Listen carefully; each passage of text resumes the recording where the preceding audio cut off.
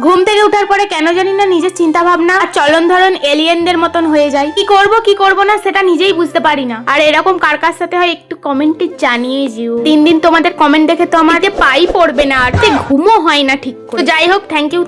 এত সুন্দর কমেন্ট করেছে তাদের জন্যই থ্যাংক ইউটা, যারা করনি তাদের জন্য নয়। আমার ঘুমের ঘোর কাটতে আমি চপ খেতে বসে পড়েছিলাম আর দেখছিলাম চপটা কি দিয়ে বানিয়েছে। হ্যাঁ জানি চপ আলু দিয়েই বানাই, তবুও দেখছিলাম আমার সিআইডি মন নিয়ে। আমি একা কেন খাবো, তোমরাও একটু খাও। ছুটাছুটি করে মাছ নিয়ে চলে গেলাম রান্নাঘরে। এই মাছগুলো যে ফ্রিজে থাকে এদের ঠান্ডা লেগে যায় না, আমি ভাবি মাঝে মাঝে। তো মাছটাকে এখন আমি ধুয়ে ওদের গায়ে হলুদ করব। গায়ে হলুদ করতে গিয়ে আমি একটু মাথায় হলুদ করে দিয়েছি। আমার কথা শুনতে শুনতে কি তোমরা হাঁপিয়ে গেছো? তাহলে একটু জল খেয়ে আমাকে like, follow, share and subscribe করে দাও। আমি একটু ওই মুড়ো ভাজা খেয়ে নিচ্ছিলাম কিন্তু ভালো লাগে, সেই জন্য আর খেলাম না। এই আলুটা কেটেছি, মাছটা দিয়ে কিছু একটা বানাবো। আর তোমাদের জন্য একটা আমার প্রশ্ন থাকবে, আজকে আমি এটা কি মাছ রান্না করলাম বলো? তাহলে ভাববো তোমরা বাঙালি, তাহলে ভাববো তোমরা পাকিস্তানি। রান্না করতে করতে আমি গরমে ঘেমে গেছি। চলো আজ এই পর্যন্ত, টাটা।